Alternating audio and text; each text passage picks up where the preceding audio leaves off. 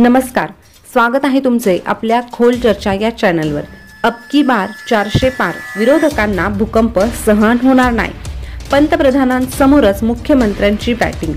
मुंबईतल्या अटल सेतू आणि अन्य विकास प्रकल्पांच्या उद्घाटन समारंभात मुख्यमंत्री एकनाथ शिंदे यांनी पंतप्रधान नरेंद्र मोदी यांच्या समोर आज फुल बॅटिंग करून घेतली। महाराष्ट्रात 45 पार आणि देशात अब की बार 400 पार असे म्हणत मुख्यमंत्र्यांनी लोकसभा निवडणुकीनंतरचा भूकंप विरोधकांना सहन होणार नाही असेही सांगितले। बघूया एकनाथ शिंदे काय म्हणाले ते। लोकसभा निवडणुकीनंतर देशात मोठा राजकीय भूकंप येणार आहे आणि विरोधक तो भूकंप सहन करू शकणार नाही। देशात अब की बार 400 पार ही घोषणा मजबूत करण्यासाठी आपली देखील मोठी जबाबदारी वाढली आहे। त्यामुळे देशात अब की बार मोदी सरकार आणि महाराष्ट्रात अब की बार 45 पार हा संकल्प घेऊन आम्ही पुढे जात आहोत असं एकनाथ शिंदे म्हणाले। या MTHL सागरी सेतूचे भूमिपूजन देखील पंतप्रधान नरेंद्र मोदी यांनी केले होते आणि आज या ब्रिजचे उद्घाटन देखील पंतप्रधान मोदी करत आहेत। याचा आम्हाला सार्थ अभिमान आहे।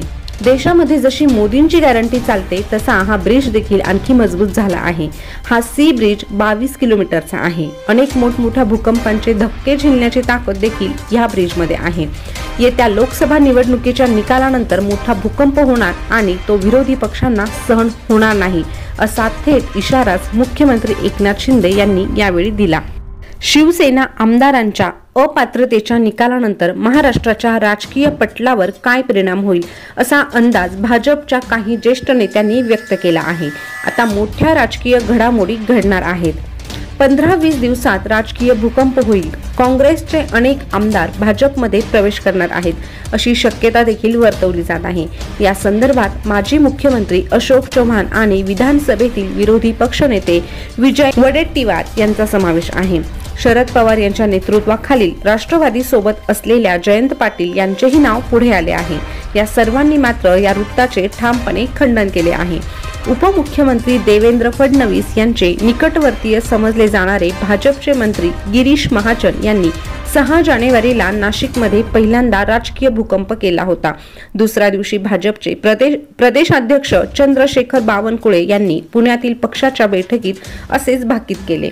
बावनकुळे म्हणाले होते की भाजपमध्ये प्रवेश करण्यासाठी इतर राजकीय पक्षांच्या आमदारांची लांब रांग आहे।